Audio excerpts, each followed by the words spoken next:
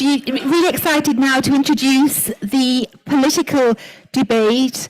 Clearly, we're focusing on preventing the preventable, and the objectives of the session are really to explore the progress and hurdles of making FH paediatric screening a reality in Europe.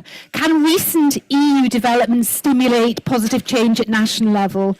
What role for the FH Europe community, and how can the Ambassador Programme actually help? And we're going to kick off with 3 short videos from key global and European health policy influencers. We have Fausto Pinto, who is, of course, the president of the World Heart Federation and a really good friend of FH Europe.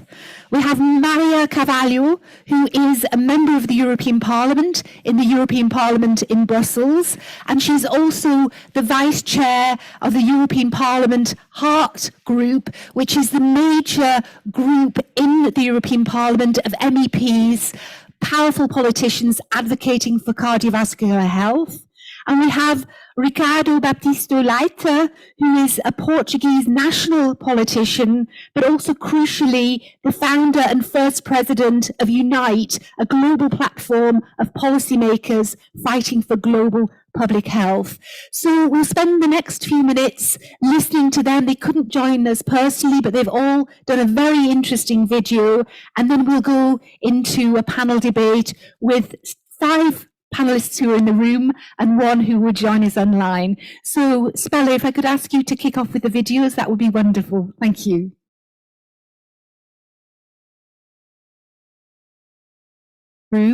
But it was very important to hear their voices, hear their message, because we'll be continuing the momentum, we'll be continuing the work in the context of the European Parliament. I think with Ricardo's support, we'll be certainly continuing the work here in Portugal, and the World Federation, the global opportunities around FH screening and indeed screening in other inherited lipid conditions is really enormous. Let's continue the conversation now. We have 6 fantastic panelists to actually continue the dialogue. Can I ask Sofia Bacconi, who is the patient engagement lead at UCB, based in Brussels, to join us on the stage?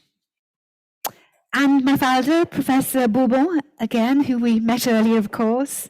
Dr. Marius Gianta is actually joining us online. He is the FH Europe trustee and chair of the Policy Advisory Committee, but also the founder of the Centre for Innovation in Romania. And Professor Ura Groshi, who is from the University Children's Hospital and the University Medical Center in Ljubljana in Slovenia. You have a fan there, or maybe 1 or 2. And Pernilla Günther, who is a former member of the Swedish Parliament and founder of a very important patient group in Sweden, Focus Patient. And welcoming Kanika Damayat from Imperial College once again. Please do join us on the stage.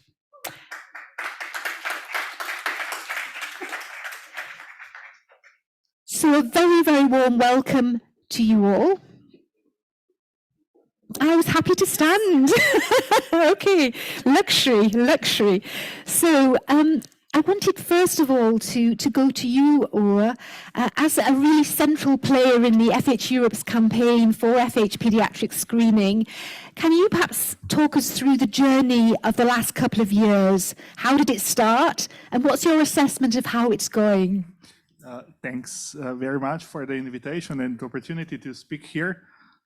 It's really a pleasure to be here, and it's really a pleasure to actually appreciate all what's happening actually around FH in the last few years. So I would say that perhaps my initial motivation was I took a Slovenian FH screening program over around 10 years ago, still as a resident. It was probably a bit neglected at that point, and we tried to really improve it over the next few years.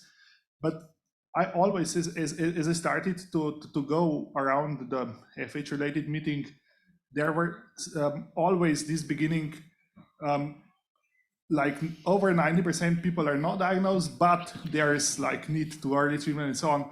So there was a huge gap, which I at that point found a bit unlogical. So why don't somebody addresses better this huge gap? Perhaps that was a bit of a novel perspective, being not really burdened by all the history here. We know that after the 1998 of WHO meeting, probably not enough. I think that was very good, a milestone, but in the next 20 years, probably not enough was done. But we always, I think it's always true that the progress is usually made not like steadily, but frequently it's made in leaps. So I think that there was a leap in the 90s, and there was a leap happening in the last decade. I would actually think two very important factors probably that lead it to what's going on now was global call to action. I think really the central figure here is Professor Sam Gidding there, who is really, I think, connected the globe with this issue, and I think he's really the central figure here from the professional side. And other big milestone, I think, is the global registry, FHSC, led by Professor Gaucher, which is, I would say, another important milestone from the very important perspective of contributing lots of data. And of course, the Netherlands data, Professor Albert Wigman, which really contributed. I would say he actually filled many knowledge gaps, which are of course important for any progress. And of course, what was later on like a white paper on cholesterol by WHF, and of course best practices. So several screening models were accepted as best practices in beginning of 2021. It was actually led by FH Europe. I think at that point, FH Europe really started to engage very much, and then what continued was Slovenian presidency meeting, which I think for the first time really leveraged everything what was happening under the umbrella of FH Europe to really, I think, develop a wide and strong professional consensus, which I think is then the basis to develop the next steps under the Czech presidency, the Prague Declaration, which is a political tool which actually enables implementation. Great, thank you very much, Ura. And we'll be talking a little bit more this afternoon about the Prague Declaration. As you say, it is a political declaration, a call to action for politicians at both European and at national level to make FH pediatric screening a reality. It covers 7 key asks, if you like, from leadership right through to investment, shared learning. But we'll be talking about that much more this afternoon. Let's go to Pernilla now. You're an experienced politician as well as a patient advocate. Tell us a little bit more about the situation in Sweden regarding FH pediatric screening. And if I can be a little bit cheeky and provocative, as a former decision maker, having listened to the discussions this morning so far, what would be the key arguments that you would use to convince policymakers across Europe to implement screening? So quite a big ask. Thank you so much, and thank you for inviting me here. It's always very interesting to meet different patient groups, and I think from my point of view as a former member of parliament, I do think you have to understand the lot of messages that are sent from different groups to politicians, and not the least from different patient groups. And you need to understand how different rare cancer diseases are working, and what kind of care that kind of groups will have or should have, or all kind of different guidelines for different diagnoses, and everything about all the things that you can ever learn about diagnosis in different patient groups. And that's a tricky one. And I have to say that when I was new in Parliament, I really, I point at my colleague from Sweden here, Anders, because I think that quite small association in Sweden really was active and approached me and said, "Hi, we're coming here from the FH group, and we would like to inform you about this kind of diagnosis." And I think it was very interesting. But I have to say, I don't have bad conscience, because I've been working with patient groups ever since I became a member and started a network for equal care. But it's so much to take in. Yeah. So you really need to be very clear about what you are trying to say, to be very, very precise in your message, and to understand that what you know isn't common knowledge for everyone. So it's really important that you ask me what I take away from the presentations from, and it was all very interesting, of course. But I think the most simple and very clear message was delivered by you. In the end of your presentation, you had a slide that said, 1 child is born every minute with FH. Think of that. How many people are that in your country who is born with that condition? Isn't that the best message ever? To understand that there are so many children born with this kind of disease, and how to treat that. How many people will be affected by that disease without diagnosis and early detection? I think that's the best argument ever to have this message spread all over Europe and all over the world, maybe, because it really affects so many people. So with that said, I could say that I totally agree with the message we heard here, that guidelines aren't enough.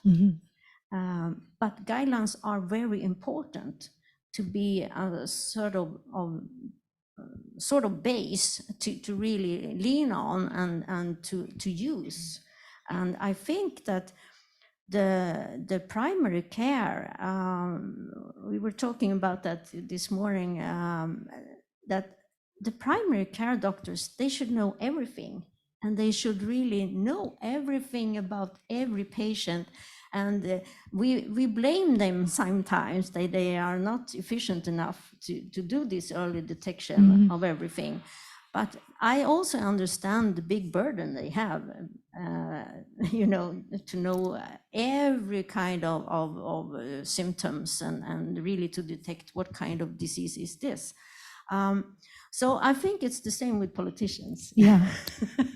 It's not easy sometimes to really understand the importance, because every patient group always tells the same story in a way. And now I'm a bit, very, very mean to you in a way, but everyone thinks they are unique and they're extra special in everything. And I don't think you can use that argument, but to use the argument that every child that is born with FH need to be diagnosed and to avoid further costs and further suffering. And I think that's really the message. That's really very, very helpful. So that clarity of message and making sure that we don't get bogged down in the weeds of the detail, etc., but be really very, very sharp and very precise also about our asks, the message, and then what we want done about it. Thank you, Pernilla. Let's move now to Marius, who's joining us online. Hello, Marius. Hello. So you are clearly a recognised expert in the Brussels health policy scene. Could you share with us a little bit about the bigger picture? There's a number of trends that I think we should be aware of that we alluded to a little bit earlier, linked to prevention, etc. Could you walk us through those, please? Yes, sure. First of all, I enjoy a lot to hear all of you, and especially the message coming from Ricardo Baptista Leite. And I actually remind that 9, 10 years ago, when I actually started to learn and to be involved in personalized medicine at the EU level and as well in Central Eastern Europe, Ricardo was one of the champions at the European Parliament level in this regard of personalized medicine. And it's always good to identify this type of champions. Now he's acting at the national level. It's a big asset, I think, for his country to have such expert, I may say, in personalized medicine, innovation, but as well part of the political bodies.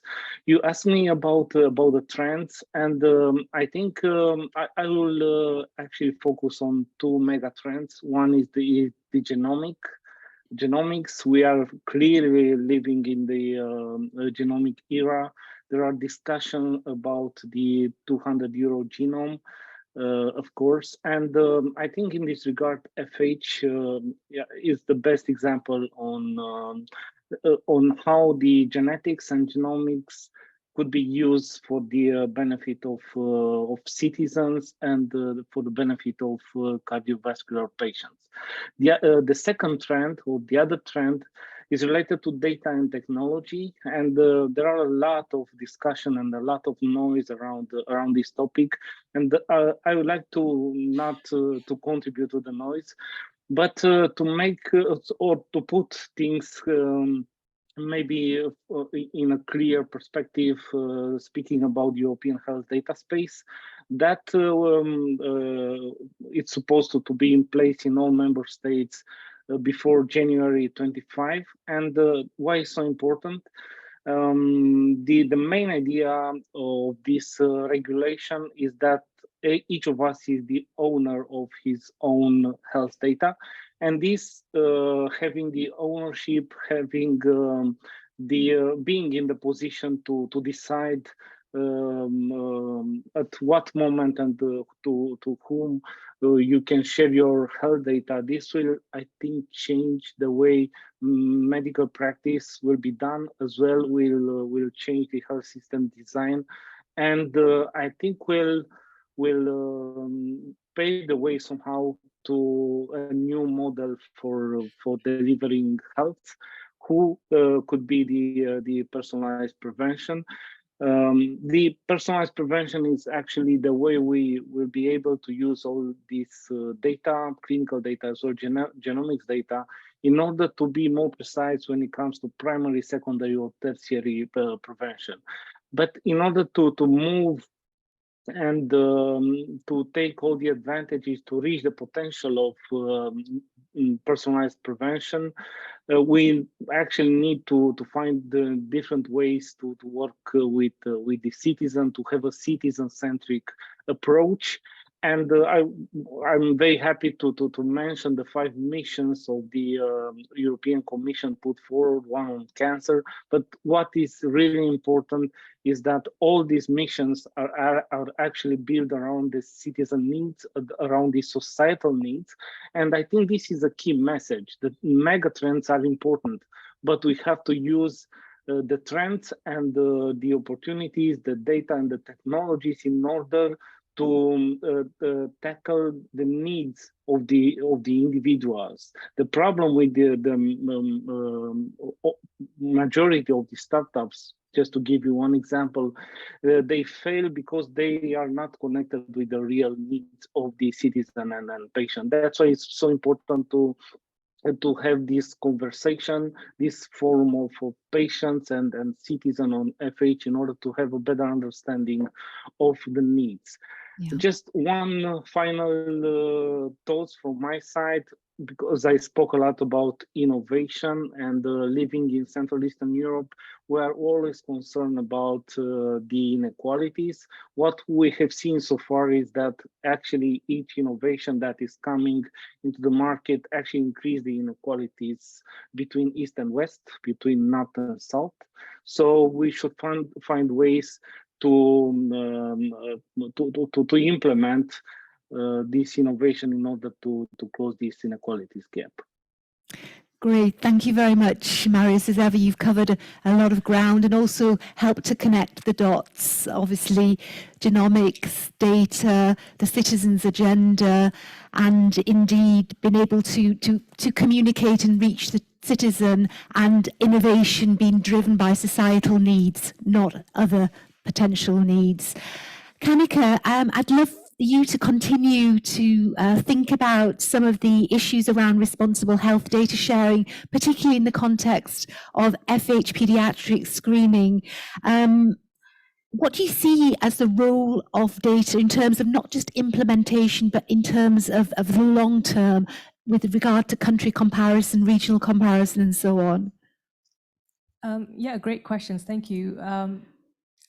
Well, increasingly all healthcare systems are operating in resource-limited settings, so even high-income countries, non-high-income countries. So we need to ensure that any services that are offered and any solutions within those services that are offered to individuals, that they're evidence-based, and by evidence-based, that they're going to be working and they're going to be able to treat or help every individual. And I think that's where data really comes into place, that we can use data, leverage data, that routinely collected, etc., to provide solutions to those evidence-based services. And regarding FH, largely it has focused on screening in adults or finding FH in adults. And as we're moving towards finding in childhood, I think we need to understand how can we use the data that has been collected so far to shape and inform contemporary approaches going forward to screening, finding FH in childhood, and then diagnosing. So I mentioned earlier in the presentation that there are guidelines, etc., and services and diagnostic criteria, etc., in place, but they're not exactly suitable in some instances to children. So in the way that we use the data that we have is to provide do those percentile curves that can be used in a real world setting as a reference point by clinicians to help in coming to a decision that is this individual or child suspicious of having FH, if possible, do further testing, etc. So I think data is very key, particularly in providing that evidence-based kind of services in health systems. And in terms of comparing data by regions, then absolutely, if by comparing, it enables us to share data that we have done within the FHSC registry for specifically in children, 48 countries have shared. So that has allowed us to understand what are the similarities and differences. And I think that's really key because FH is a global disease and individuals are moving all over the world. So I think by understanding how FH presents in communities, etc., we could potentially help a community in another country that perhaps hasn't had strategies in place yet, for example. Yeah. So I think there is endless opportunities with data. Great. The implementation science, the transferability, and of course, as a really key advocacy tool to move forward with some of the things that we're talking about today. Terrific. Thank you very much. Moving to Sophia then. Sophia, you're living with FH. You have immense experience also, like Marius, in the Brussels bubble. And you also have industry experience with particular focus on communications. What are your comments on what we've heard so far? And in a nutshell, what should the storyline be as we continue to advocate for change in this environment? Thank you, Nicola, and thank you very much for the opportunity to be here. I was listening to the conversation and I was listening to the sessions in the morning, and I had one question to myself. From what I have seen in the Brussels environment and all those patient organizations that I've had the opportunity to work with, what makes a successful campaign and what makes organizations and causes stand out. And Pernilla, so some of the things that you have said, I've actually noted for myself in the morning that any decision maker, any policy maker is facing so many facts and figures and information every day. So for me, there were two things that stood out. And one of them was already mentioned by Pernilla. Every minute, there is one child born with FH striking. And then the other one is, and I don't know the exact figure, but like, let's say it's 8 million people across Europe, that you have the chance as a decision maker to actually stop them from dropping dead from a heart attack at the age of 35. Oh my God, what a chance is that? And that can be your legacy, because 90% of these people are actually not diagnosed and they don't know about it. For me, these would be the two arguments that are really striking, and that would stay with me if I was listening to a story. And then what makes a good campaign and what makes a patient organization successful? And I have listed out the things that I think make it successful. So one of them is the community and the people, because we need those patient stories, and we need the policymakers as well to understand that there are faces behind every disease, but that is true for so many other diseases. So I think it's a very important component, but also you need those killer insights and the data that will support your argumentation. And I was listening this morning. We have the science, right? We understand the science. We have those ambassadors and those, key champions on the political arena that can elevate our cause. We have alliances with bigger organizations that are advocating for cardiovascular health. So I think we are at a point where we have very important elements and a perfect storm coming together, to your point, to give it a lift again, to really leverage this momentum and bring it to the right level of importance for politicians on the political scene. So these are the things I have put down. And the other one is, I think there is an important message for FH in my mind, because I've worked with a group with Alzheimer's patient organizations, and what I felt is that there was a very difficult conversation around diagnosis. And I know that there are the specific forms of FH which are not treatable, but the normal FH, high level cholesterol, is actually treatable. So you want to get diagnosed. That's another thing, which is I think playing to our advantage, because you have solutions to provide to these people who get diagnosed. And therefore I was thinking about communications and alliances. So an HPV campaign came to my mind that I've heard about in Hungary. And it was driven by a patient organization. And basically they said, we are not really successful at reaching parents, but how can we reach children? And I know this is a little bit like thinking out of the box, but can we reach younger people to go home and say, first of all, ask a question like, Mom, Dad, have you ever had a blood test? Do you know if you have high cholesterols? Or can I have a blood test? Or, this should be something empowering and something in the basic education for children as well to know about it, because I had absolutely no clue. And I was diagnosed when I was 20, and I guess I just got really lucky. But actually, I had nothing to do in an empowered way, about my condition. So I think people have to also have a feeling that they own their health. And this education should start from a very early age. And another one is the doctors, because I was listening to the stories in the morning, how different it is to say, we went to the hospital and actually it was our special day and it was fun. Where are those doctors that can bring that experience to patients? Because my experience was just like, I was terrified. I walked out, I didn't even ask any questions.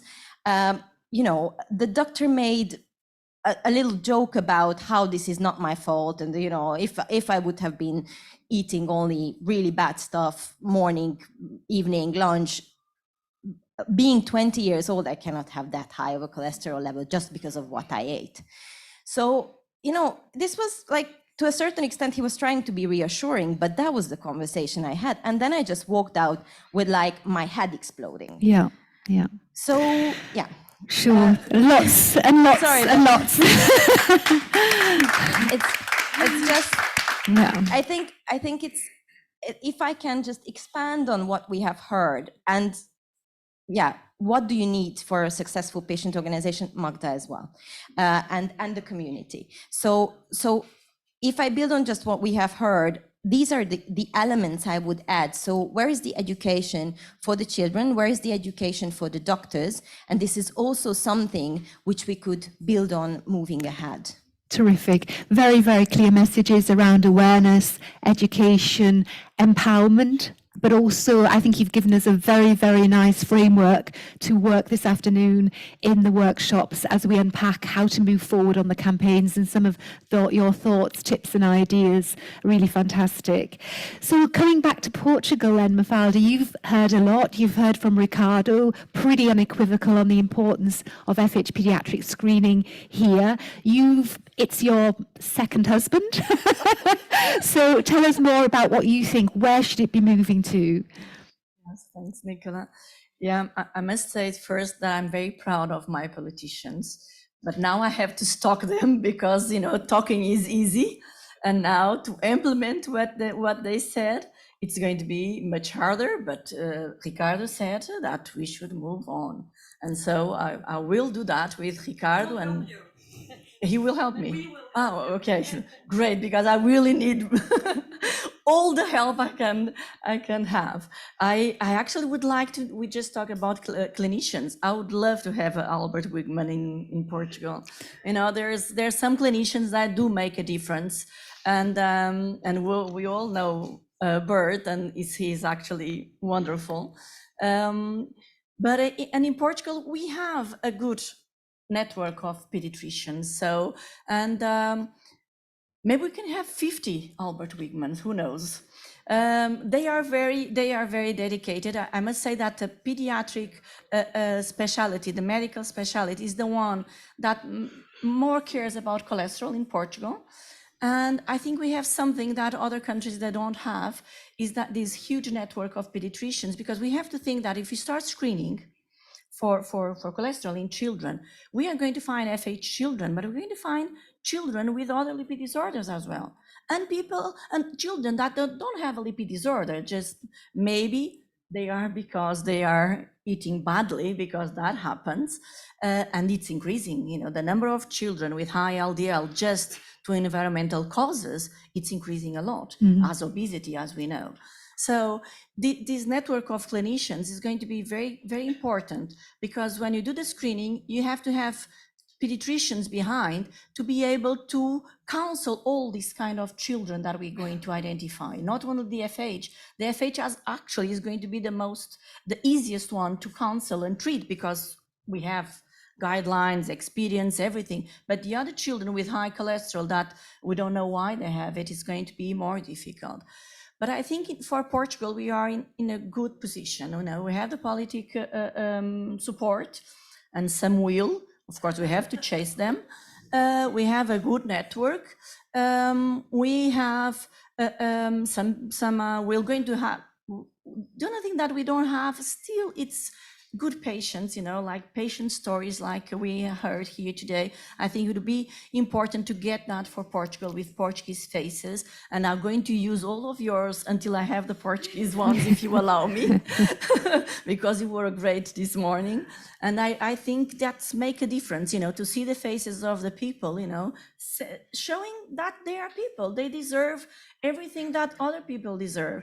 So I think we are in a good way, still in the beginning, but this meeting has been, lots of ideas that run just here.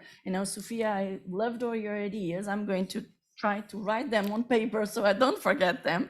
But as well, saying like the message that, which are the most important message. So this is, strong, I think just for these half an hour, 1 hour, we really need to write up what was said here, because this is going to help a lot Yeah. moving forward in Portugal and probably not in all countries Sure.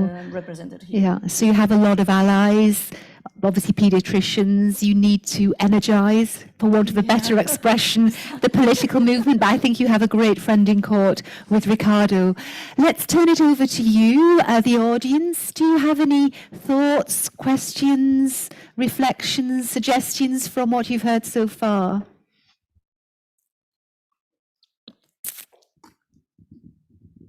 And I'll be really mean and pinpoint somebody if I don't get some thought. Sam, I knew I could rely on you.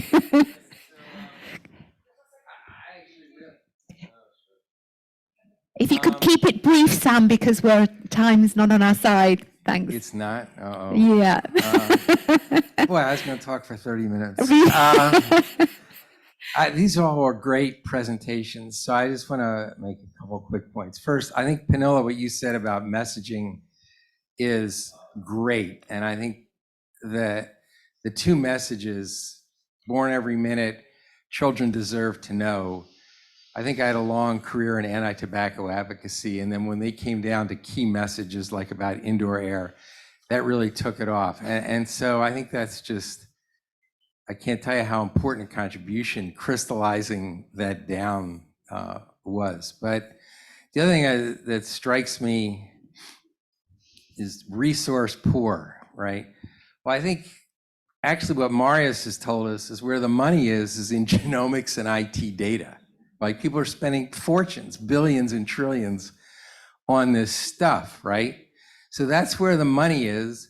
So we have to go there to get the answers. We now have the genetics, we have the IT, we have to be able to leverage that stuff and figure out how that fits into our message. And then the third thing as a doctor or ex-doctor is there are two words that I thought I knew the meaning of that, as I listened to these discussions, I don't think I know the meaning of any. Again, I have to relearn it. And this is in English, obviously, but the first word is patient and the second word is health. Because I think a physician's conception of health is very different, as we've heard from the patient's stories, of the patient's conception of health. And for our Dutch presenters from this morning, they said we don't want to be called patients on our webinar. And so I actually wrote an article where I refused to use the word patient in the entire article. It's going to ATVB.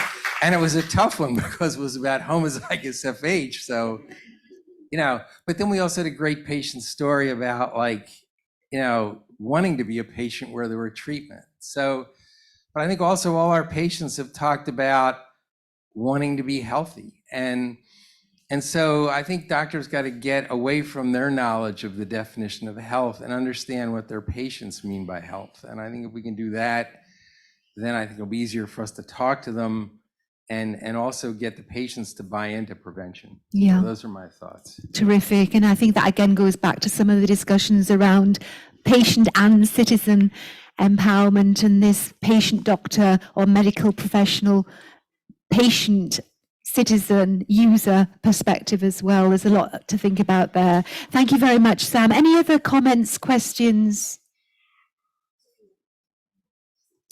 Sophia, yes. Yes, I was just wondering if I can ask a question to Pernilla, because I was wondering, one of the things that we can say about FH screening is that practically it's a blood test, or it can be a blood test. So you're not disrupting healthcare. Is this a good argument for policymakers? Because I think then you are talking about a huge, potentially huge patient population, or people living with high levels of cholesterol that you can find. And actually, you don't have to disrupt anything. You don't even need to apply amazing technologies. You don't even need, something novel in the healthcare system. You just do a blood test. So over to you, Pernilla. Yes. Thank you. I think there are a lot of things that could be done with within healthcare to a very low cost. in preventive care. And we had a conversation yesterday about that, and I used the example also of osteoporosis. It could be really prevented and improve the quality of life for many elderly people, and especially women, but it's not done. It's not diagnosed in time, and it will cause severe suffering for many people, and it's very, very cost effective. And I think this is really the same. And also to be able to compare, I think diagnosis is very important sometimes, to know that for society it reduces suffering and it also reduces costs. And I do think that's also some very good arguments for doing this. Terrific. If I may add to it, I think it's even more easier because even Mafalda mentioned today that practically any adult person in Portugal has measured cholesterol, but I think the problem is in the next step. What happens next? Is the diagnosis done? Is the treatment introduced, and so on? So are the family members screened? So I think it's like you propose, it should be like very low hanging fruit, but we should, I think, start to seeing it like this. Perhaps only one other notion. I think the notion of leadership was perhaps not mentioned enough before. I think we are kind of an orchestra. So if perhaps Sangeeting is first violin, we also need the flute, we need oboe, we need double bass, and we need a good conductor, which I think as Magda started to be conductor, I think she has shown that, I mean the orchestra can play better. Yeah. But of course, we need to continue that. Yeah. Sure, and I totally agree also that coordination or accordion politically between what's happening at European, national and local level, and feeding that in and out, so to speak. Pernilla, you're nodding there. Anything else? I think that the coordinating is extremely important, and I mean for doctors in primary care, maybe they don't have the time or the interest sometimes, but doctors who would like to be in the forefront of expertise also in primary care, they see what's happening at the European level at least. Yeah. So I think it's extremely important to be aware about recent research and how to deal with things, and know the other specialists. You cannot do everything yourself. Yeah. So it's extremely important to know at least what's happening in other fields. Great, thank you. Look, we have a question. Just as we've got all of the microphones down here, but no matter. Yeah, while you're just getting the microphone, because we need it for the recording and the online stuff, can I just jump back to Marius, because you've been listening in and you're a little bit distant from us geographically, but that's the only way. Any thoughts or comments from your side on what you've heard so far? Okay. Yes, So- actually, I have two. Go ahead, Marius, and then we'll... Yes, I have actually two ideas. The first is actually one advice for all the patient advocates: not fall in love with the politicians. Be careful and keep always a critical thinking on this. And this is based on my experience on this, and I think as well politicians appreciate the people that keep the critical thinking and not fall in love with them. And the second point, and it's something I learned maybe 20 years ago, the most important thing is to set the stage, to set the agenda. Once you will set the agenda, guess what? You'll be the winner of the game. And for us as a community, now I think it's time to set the agenda for personalized prevention, for cardiovascular health, call it whatever you want. And yes, if we will succeed to set this agenda, and in order to do this, I fully agree with Pernilla that we should be able to deliver the right message to the right in this case, politician at the right time. As well, it's important to, as Sophia said, to be able to deliver the right message to the right children, let's say like this, at the right time. So we have to have tailored messages, part of this agenda setting approach. Terrific. Thank you very much, Marius. Sorry, I just wanted to use the time. Go ahead. The floor is yours. This was an excellent initiative to the screening.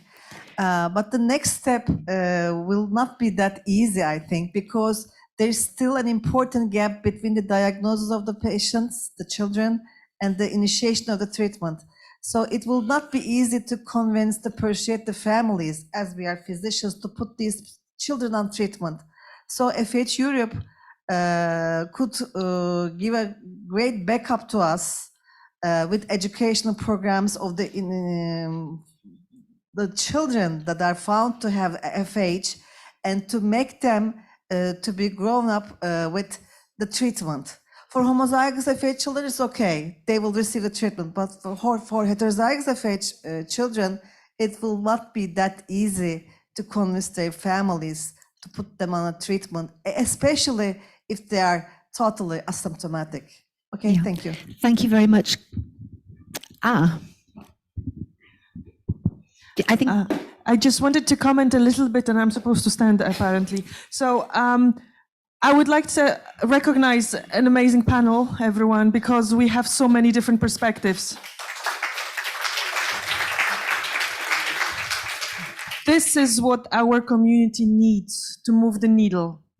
We talk a lot about FH screening, but I want to reassure everyone in this room that this is just the foot in the door for wider activities that we are obliged to do.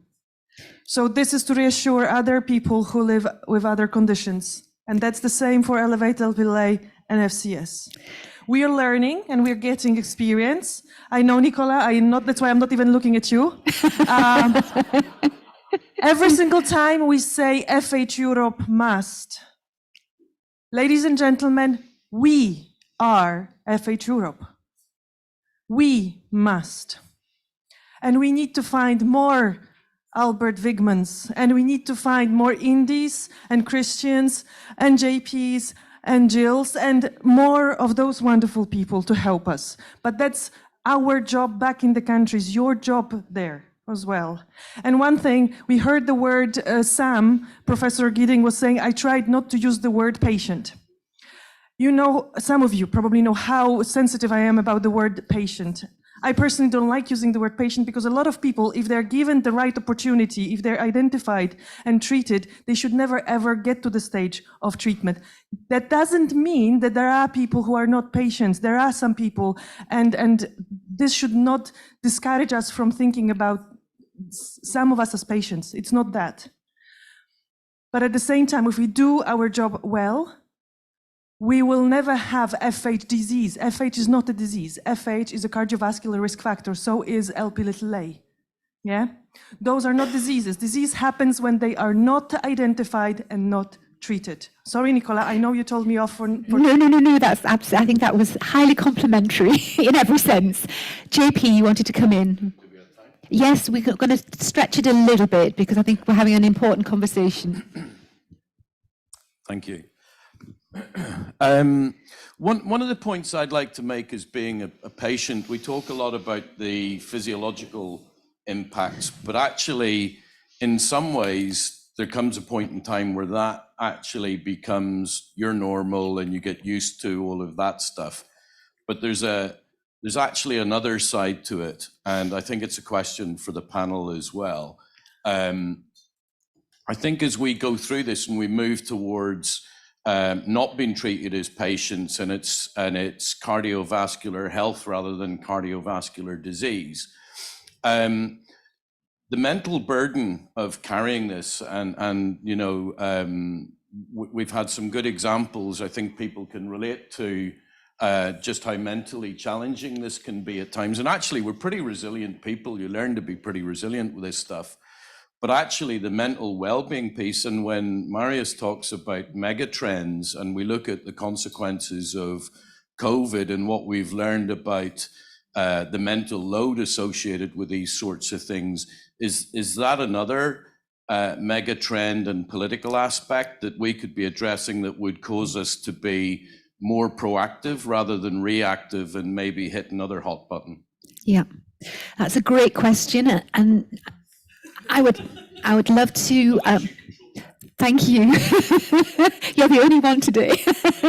No, I'm kidding. Look, I'd like to go around and have the last word from each of you. And if you could incorporate, I think, your very important point about mental health, not just jumping on the bandwagon, but actually reflecting on the implications in our community, but also to pick up the excellent question from earlier, and perhaps Ura and Mafalda could take that specifically. Okay, once you're diagnosed, treatment challenges and the perspective and insecurities of parents. So can we have one last round, thinking about specifically perhaps the mental health challenges, and Ura and Mafalda reflecting on diagnosis to treatment. And can I kick off with Sophia?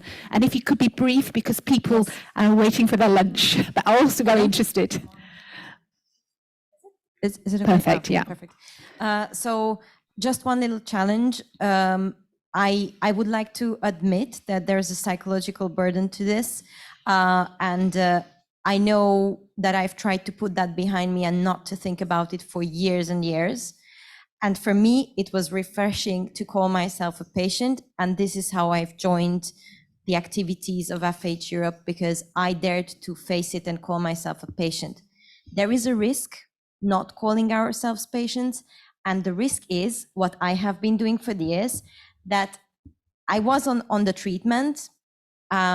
I was taking it in the wrong way for a long time, because I didn't want to take a medication every day. So I decided to take it every second day, just to lift the burden a little bit. Stupid. I know now it's stupid, but partly it was because I didn't want to call myself a patient. So I think I would say, let's not shy away. There is a mental burden, and there is so much risk associated with this. So I think it's okay to be called a patient, and be conscious, be active about it, and act on it. Not only on the advocacy level, but just take your medication every day. Okay, great. So we have quite a lot of dialogue, I think, in the afternoon sessions in terms of ambassadorship, etc., and identity. Fantastic. Let me go to Pernilla now to build on that. Well, I like the word patient, actually, but I do think it's the most important thing about that word or the condition to be a patient is that you're depending on healthcare. So that's why you are a patient. So that's very clear to me. But it's your choice whether you define yourself as a patient all the time. I'm not. I'm a lifelong patient myself. And I had a heart transplant 15 years ago, among other things. But I've been a member of parliament. I've been a lot of things during my professional career. And I drive a platform for life science and healthcare in Sweden called Focus Patient, because everyone is talking about focus on the patient. So if we are not patients, who are we then when we are depending on healthcare?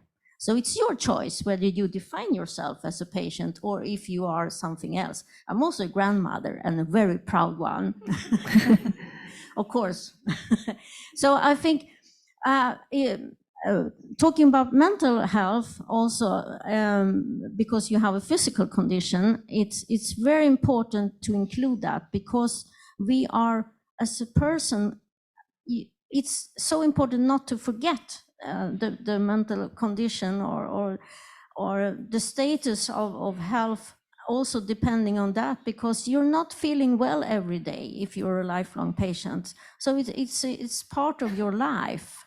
And to understand that, it's really important that you are open about your condition. I think within your working place or within your friends or family and so on, because I Great. think that reduce the burden of what kind of diagnosis you have and the medication you need to take. Sure, sure. This Thank was you. not political at all, but Thank it was you, a but personal reflection. Yeah. Extremely important.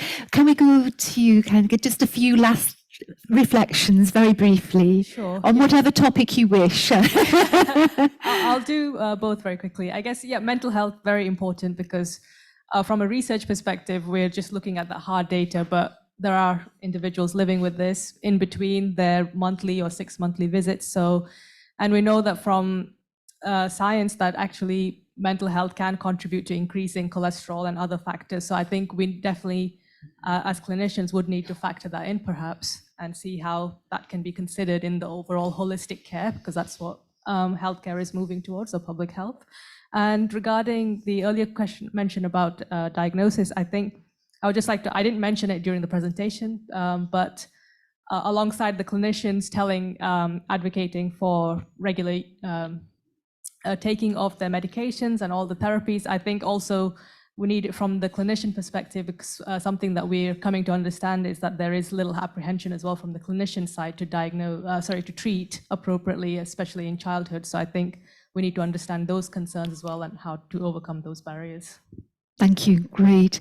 Oh, please. Perhaps first only dilemma patient person.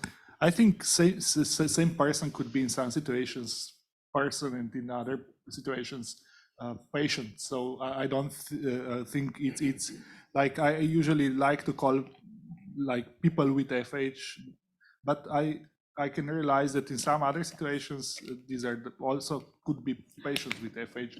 Also relying on a healthcare system. So I think we can easily resolve this dilemma or potentially resolve this dilemma this way. Other thing I would say, I always, when I present the genetic testing result to a family, I always say, I have a good news for you. So of course your family has FH, but if you will need, I mean, very simple steps, you can live completely normal life. And the good news is that we found you early, that I can suggest the parents to start take statins. 3/4 of them are not taking the statins at the point where the child is diagnosed. So I think it could be seen that, I mean, if you look away from that condition, it doesn't go away. So I don't think that's the solution. I think people need to be empowered to actively cope with their situation. Yeah, and that again, it harks back to the messaging as well. Your good news story is also part of our narrative in terms of the FH screening campaign. Terrific. So the last word goes to our host. No, Marius came in a little earlier. Unless you've got something really desperate you want to share with us, Marius, last sort of minute or so before we go to Mafalda. Or did you capture most of your messages earlier? Yes, I think just to add to the point of the mental health, that we should not make the mistake to think that a person can be isolated. So each of us is part of the social tissue, I may say, and in this concept of personalized medicine or personalized health, we should include as well the social factor and the individual behavior.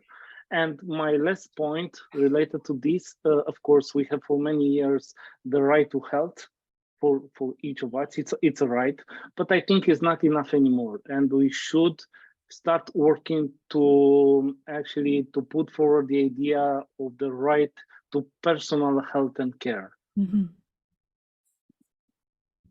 Great, thank you. And I've heard that in different contexts, and this message is coming, I think, much more prominently also in a European context too, also with the emphasis on mental health. Mafalda, please. I'm just going to go back to the word patient. I also like it. I think that if we depend on healthcare, we're a patient. For example, I have asthma since I was 3. I take now 2 inhalers and 2 pills every day. And since I was 3, now I take 4. When I was 3, I didn't have any medication. My life was awful.